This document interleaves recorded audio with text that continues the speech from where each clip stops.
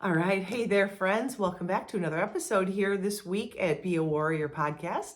I'm Angie, and yes, I am an above knee amputee. I will be going on 5 years since my amputation, and I am here to discuss what happens during my personal journey in hopes that it helps, empowers, or gives you an advocate, someone in your corner when you go through what you're going through.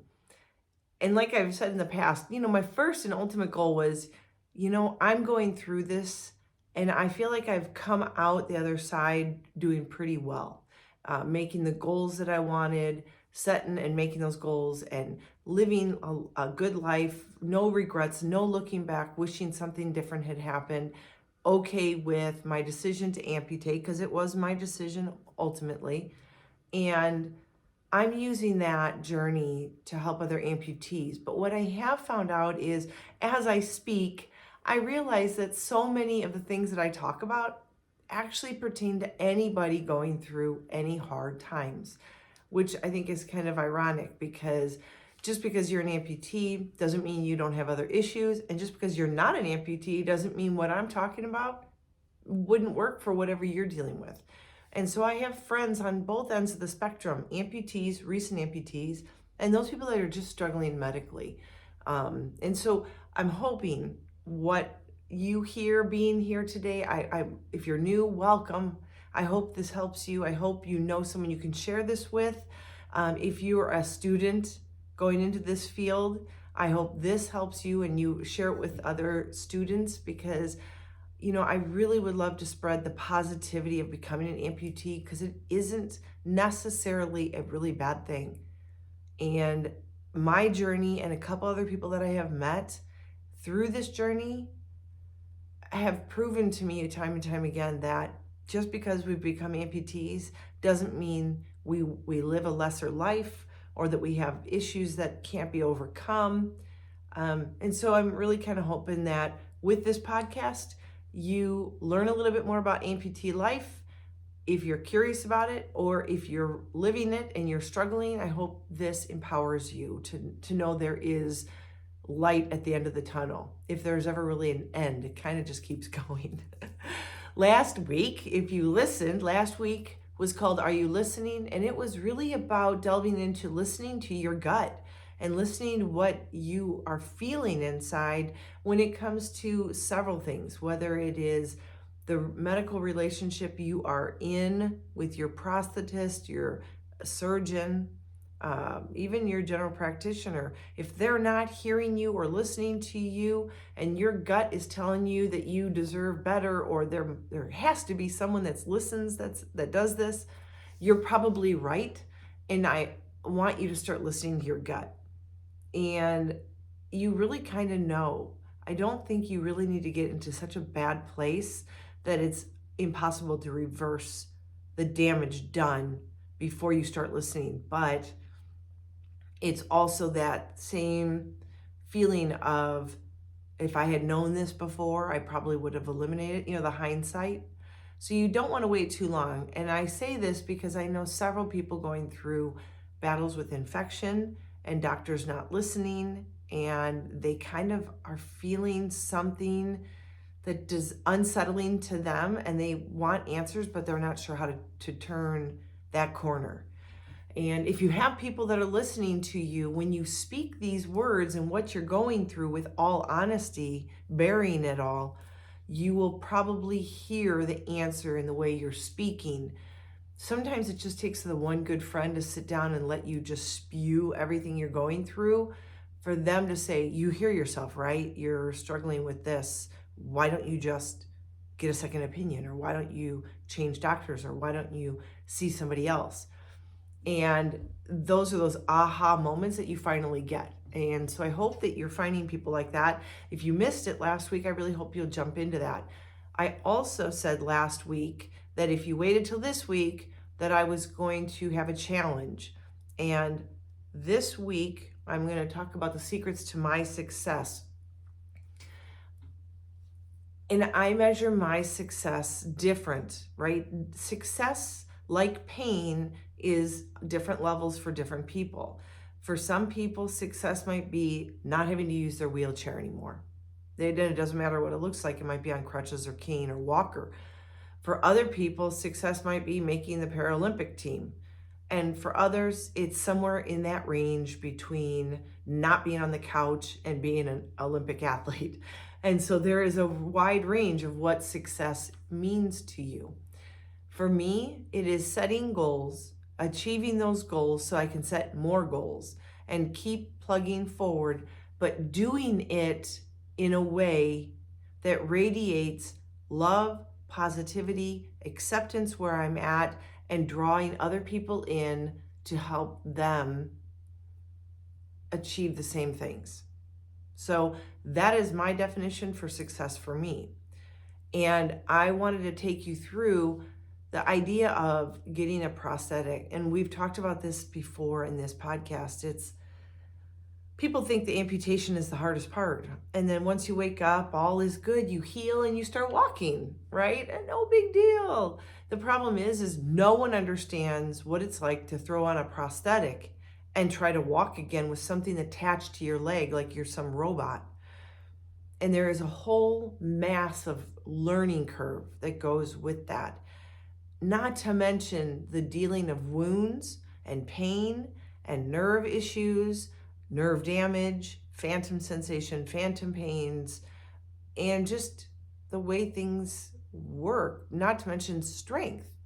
So if you were already weak before your surgery and now you don't have a leg, you not only have to learn to walk with something attached to you, which feels very foreign, you also have to have the strength to muster that big, huge prosthetic through every step. And it may not seem like a lot, but I know that with a lot of the girls I talk to, just getting through, I mean, one of their things is I pushed a cart through the grocery store the other day. That is huge because they let go of walkers and canes and crutches and walked on their own 2 feet, bearing most of the weight. It's really weird, but having a walker versus a shopping cart, there's a different weight bearing. If you've ever gotten a shopping cart and try to jump on the back, you know how quickly you can pop a wheelie. Well, imagine someone struggling to put weight through a prosthetic using an empty shopping cart and pushing into it to kind of relieve that pressure. They can't. So, for some people, that's a huge, huge thing that they all of a sudden can do. What I did, because my goals were long-term, meaning, short-term was I wanted to ski not even 4 months after my surgery, 3 months after my surgery. But the big long-term goal was a 10K a year after my surgery and with people, okay? So being in a massive crowd of people that could trip me or not see my leg. You'd be surprised how many people, when you're in a sea of people, they don't look down and see what the feet are in front of them. So to have a running blade on that's really, wobbly and crazy, that's a huge thing. So an added stressor. But what I did was this. The fastest way I know to learn a task, any task, is to just do it, right? Easier said than done when it's a prosthetic and you're learning how to ignite a knee. Now for me, again, I said I'm an above knee amputee, so I have a missing knee joint and a missing ankle joint. 2 joints are missing. And for me, the first thing was after 3 months of having 10 pounds missing, my leg was missing, you lose a lot in those 3 months. You lose a lot of muscle. And there's nothing, just working basic small muscles that you use for walking. So then you add on a 10 to 12 pound prosthetic, and then whatever the shoe is that you put on, which at first, clunky, solid base shoes, they're heavy. And so you put that on and it feels like someone just cemented your foot in a huge cement block. They're going to throw you over and into the ocean where you're going to drown because it drops you to the ground. That's what it feels like. So you take a couple steps around your house and you're huffing and puffing. You go outside and you try to go down your driveway. Again, you are thinking you've just run a marathon. Your heart's like, whoa, I can't take this. So I say this, but the first time I put mine on, I was told by people, hey, you know what? Sometimes you just got to do what you got to do and suck it up. And the first time I got my prosthetic, I walked out the door and the next day we were heading to California. So I didn't even have a chance to go see a PT. And I would highly suggest anybody with a new prosthetic going to a physical therapist that specializes with amputees and working with prosthetics, prosthesis, because they understand the nuances and the mechanics behind it. And they have the equipment in their repertoire to help you safely navigate walking and running and things like that. So I didn't have that because we were on our way on a vacation, and I spent a week in California, Catalina Island, doing the whole thing, walking with my prosthetic without any guidelines, none. I'm like, well, I can do this. And so what I did was the night before, I walked around my dining room just trying to ignite my knee. And when I say ignite my knee, the knee on an electronic prosthetic doesn't just bend for you automatically. It's a slow bend. It is meant to be slow so you don't just collapse if you don't get your foot out in front of you. And so it can go quickly if you use your hip and you throw your hip forward like you should in a walk, but you're an adult. You don't really think about the mechanics of walking like you did when you were a little kiddo. And you have to ignite that hip thrust forward to make the knee bend quick enough to keep up with your pace. So I did that for a little bit till I was igniting it more and more, because you do it once and the next step would be a stiff leg and you'd almost trip because you thought your foot was going to come up and instead it hits the ground. So that's a little frightening. So then you're worried the next time won't work. And so then it doesn't, because you're not putting your weight in, you're not putting your hip through, and there's a plenty of things that could happen. But I did that all night, got myself ready, and then went on our trip. And I don't believe I used just a cane. I did not want to have crutches out in public. I just figured I would, and I didn't want to bring a walker, so I used a cane and, held onto my husband's arm on one side, cane on the other side. So I was balanced, and then I'd give it a try every once in a while by myself, just a cane or just nothing. And I got pretty good at it. The problem was I didn't do it well and didn't do it correctly. And I was bruising my femur inside my socket like something fierce, like so bad that it would take several steps to numb the pain with what our body floods the hormones that are released to stop the pain. And it would be okay for a while and it would be numb. And then after a while, I'd be like, I can't go anymore. I'm getting really tired and it's really starting to hurt again. Then I would sit down, and it was like finally, the relief of not having pressure. And we'd sit and have lunch, and then I'd have to get up, and I couldn't put my weight into my socket. And it was the first few steps were like an old lady trying to get up and get moving. I couldn't get up. I felt like everything was stiff. And I would muscle through like 5 or 6 awkward steps, so embarrassing, until my body's hormones would flood with a pain relief kind of system. And we would play that game all week until I went to PT right after that week and said, I am bruising myself up. Let me see what you're doing. He said, fine. He goes, well, this is why you're doing this. He tweaked a few things in my way I was using my hip, and the pain didn't go away right away because I was bruised, but I knew I was on the right path because I was relieving a lot of that was happening. So that was my first step into becoming successful. But that isn't the story that's important to me to convey to you today. What's important to me is to tell you that you got to be careful. Like for me, that was okay. I didn't have wound issues prior to this surgery. I wasn't having wound issues post amputation. That is me. Some of you I know got amputations and you are having wound care issues and you struggle with infections, you have other autoimmune system issues. You need to take care of your body the way you know. That's why that last week was listening to your gut. People will tell you, this is the only way, this is how you do it, especially if you get on Facebook and say, hey, I need help, this is hurting badly. What are you guys doing? Is this normal? And people will tell you, suck it up, just go through, but they don't know your story. So please be careful when you ask for blind advice. They don't know your situation, your age, your athletic ability, your other medical issues, your support, your family support, your dynamics at home, how long you've been struggling with pain or issues. There are so many parts to that. Is this normal? That is just a really ugly say. I hate that word. Like, is this normal? There's no such thing as normal. Your journey is your journey, and it is similar to others, but yours is yours.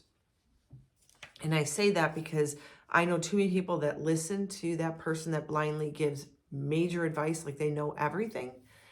And I never want to be that person on here. And that's why I always preface everything I say with, this is my journey. Make sure you hear your own body and do what's right for you, please. And if you're not sure, talk to your doctor, not another amputee or some neighbor that thinks they know everything because they've tried everything else with their medical issues.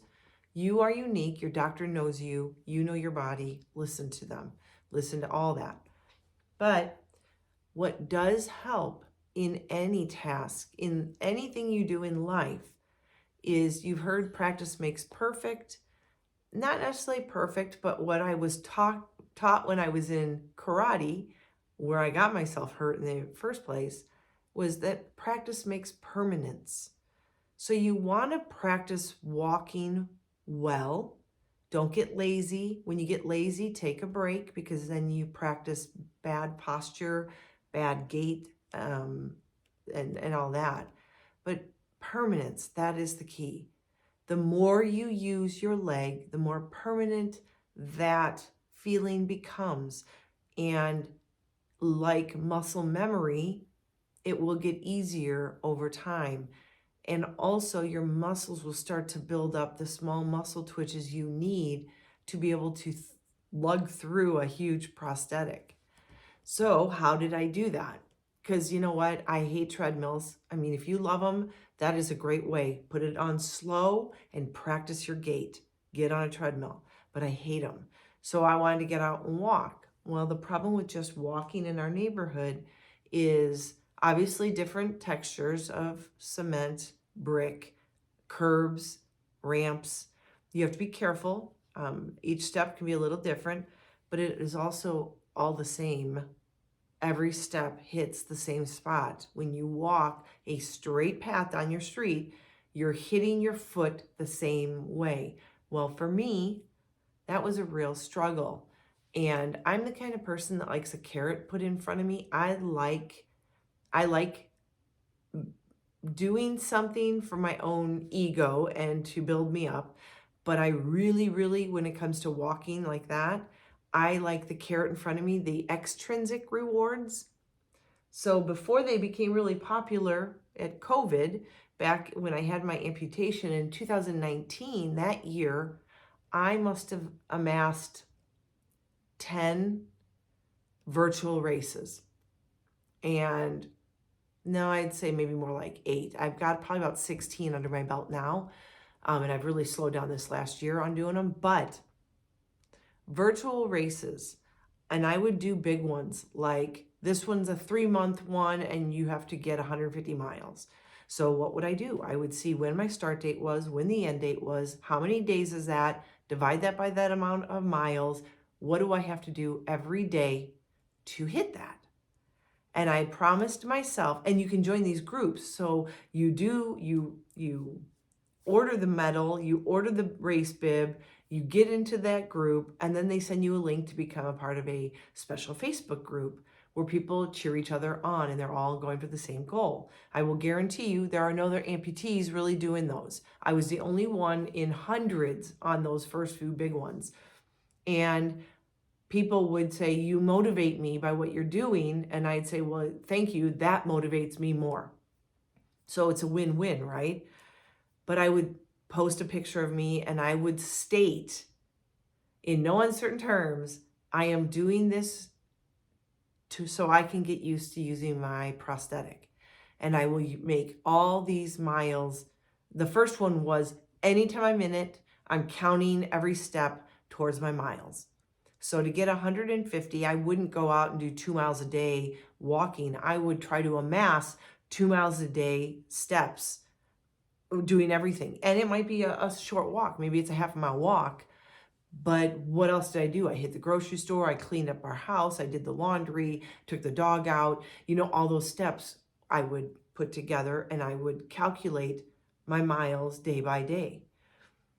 Then my next big one was I am only doing this 175-mile one with my prosthetic on and only counting true, I'm going for a walks. Like I'm getting out and I'm moving. And some of it included hiking because I really wanted to hike again here in Arizona.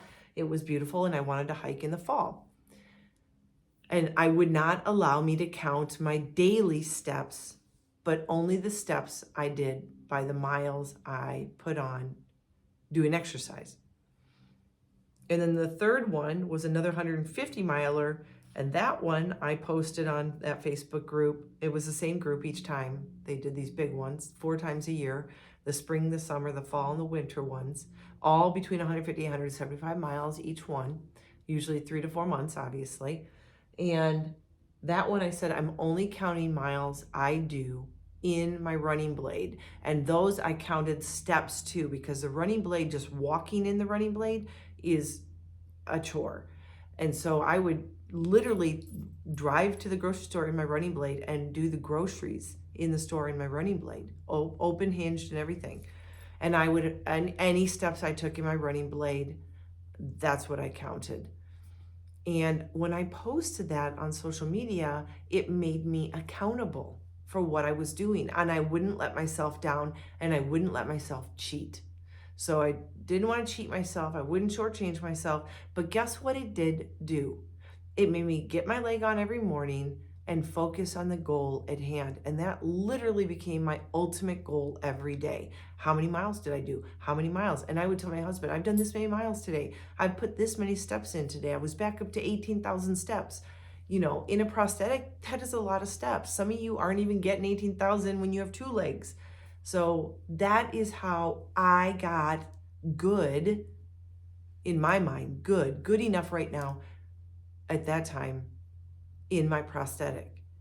Just practice, practice, practice. But the best part was that while I was doing that, I was getting rewarded with these really cool medals. Then I started branching out and going, okay, I've done the big ones. What happens if I do a 5K? Look at this one, a rising phoenix. That's a really cool symbol for rising out of the ashes and starting life over, right? That's what I did. And that was my feeling like a warrior medal that I was working towards. But it was 5K, which meant I would go out and in one shot, I would do 3.2 miles.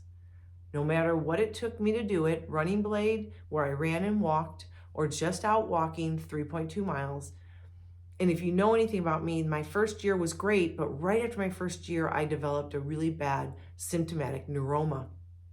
And a year after my amputation, I had to go into a plastic surgeon and I had to have a huge incision in the back of my hamstring, a huge 4-inch neuroma taken out, sewn back up, and then another area where he did that and looked for another neuroma in the front of my leg, same leg, the residual limb, and reconnect nerves into muscle, which is a TMR surgery.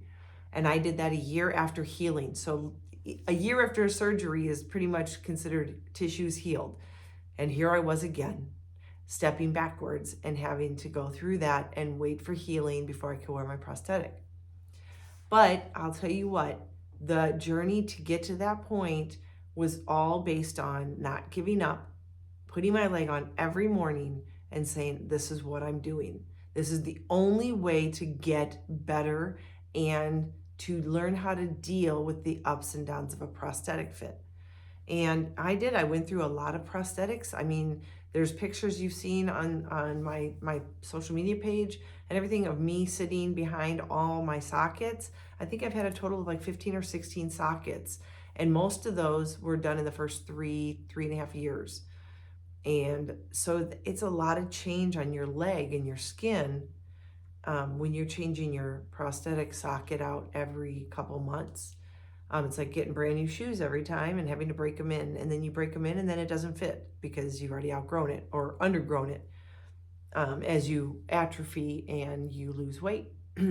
So here is my challenge. The fact is it's that time of year, right? And I know you guys. I'm the same way. This is the time of year where you're going to parties, you're celebrating, you might be drinking a little bit more because everybody's got wine and cocktails everywhere.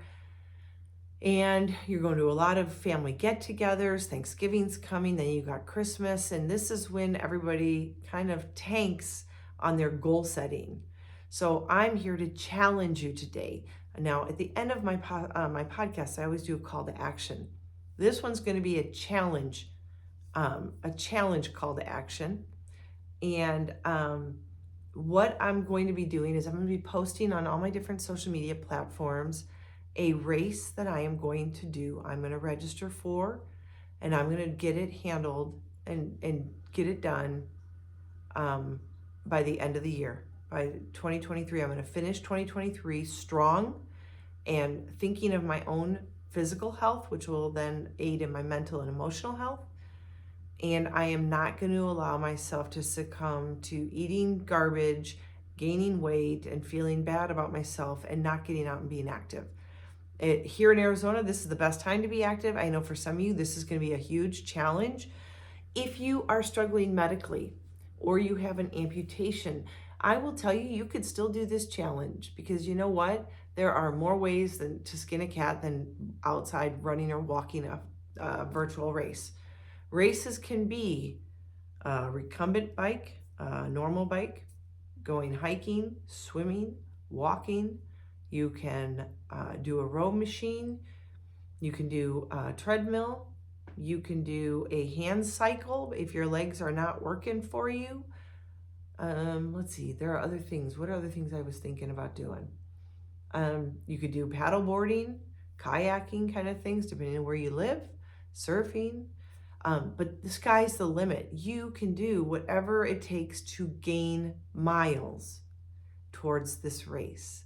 And the one that I have picked, I really love. I've never seen it before, and I love it. It is a very warrior mentality medal that I think you guys are going to love. It has the word fierce in it. I think you're going to love it.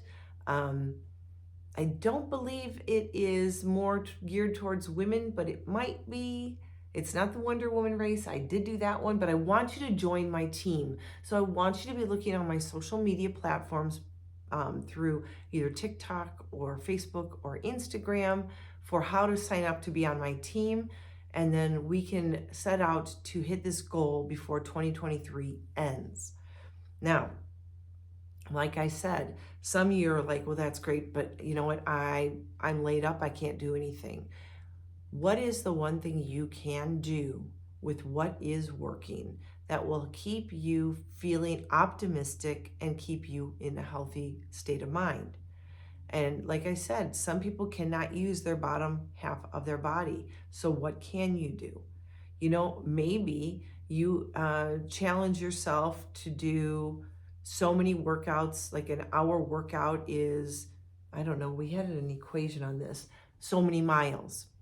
So if you can do upper body, biceps, triceps, you can do bands, and you every 15 minutes you count that as a mile or something, then maybe you can get this handled.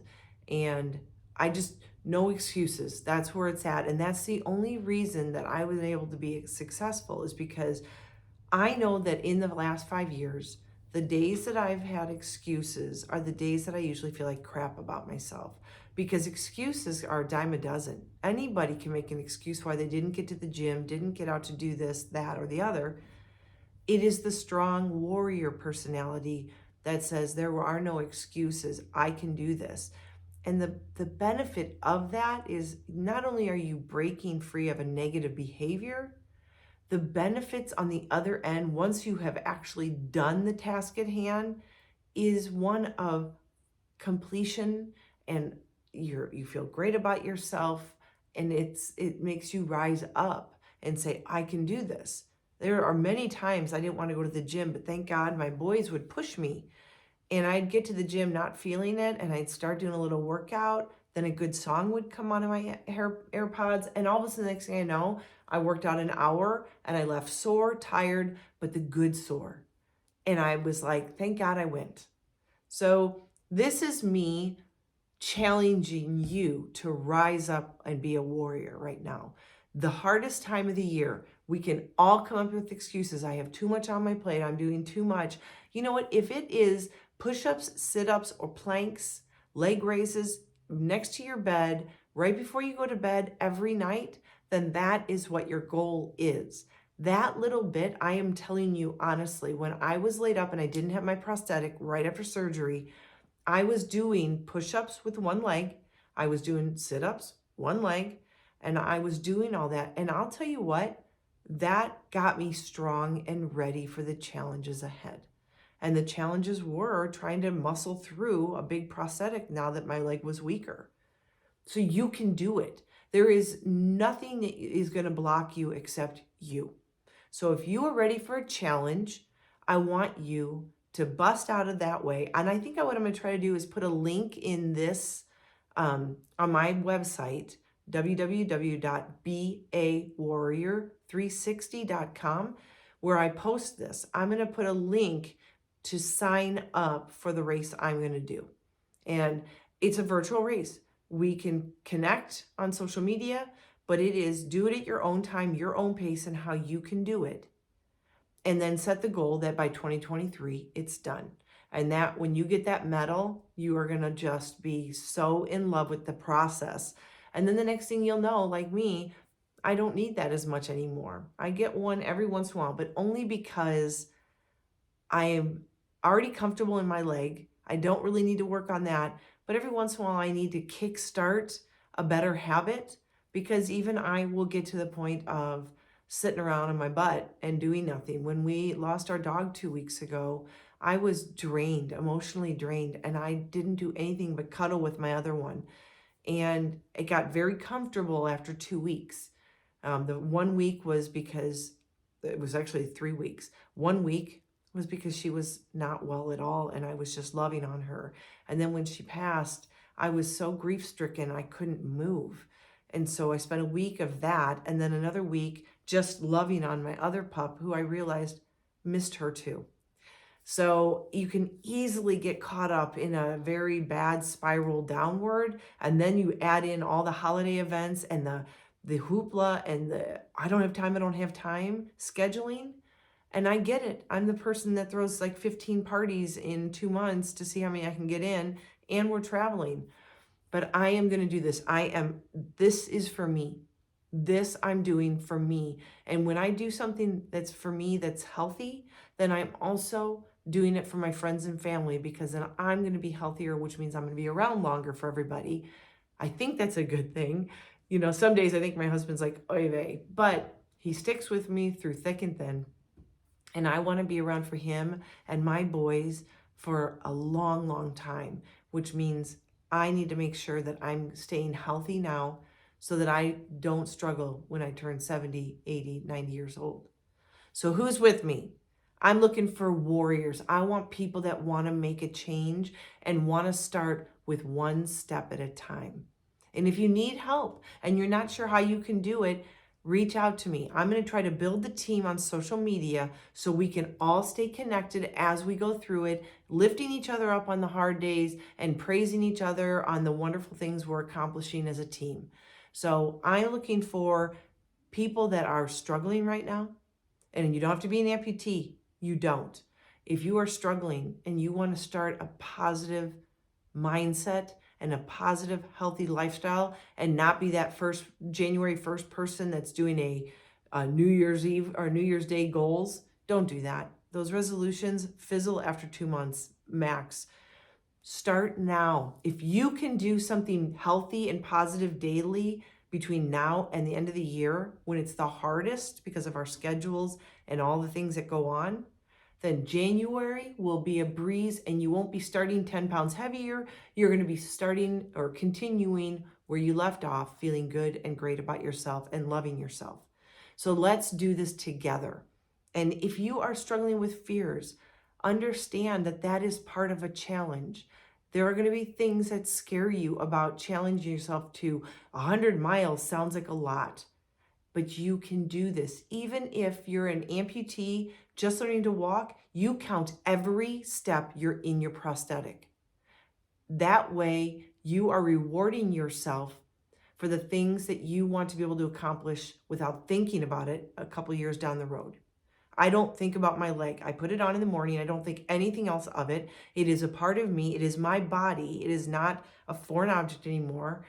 And that's just my life.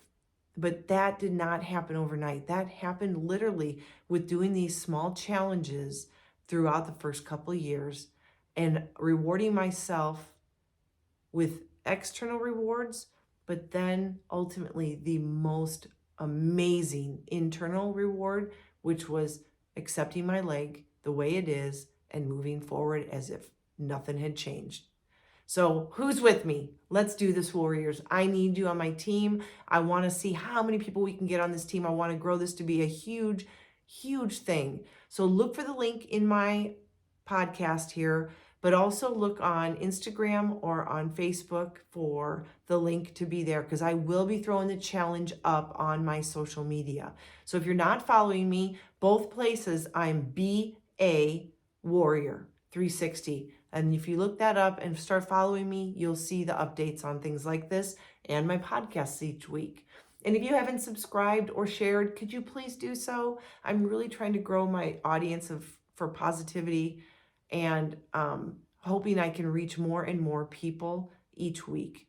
It means so much to me to be able to reach out and make a difference in one person's life.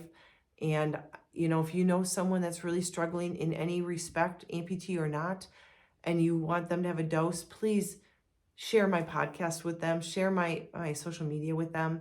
The more the merrier. And warriors unite, let's do this. Let's hit this challenge head on and end 2023 feeling our best. All right, I love y'all. Thank you so much for being here. And as always, be healthy, be happy, be you.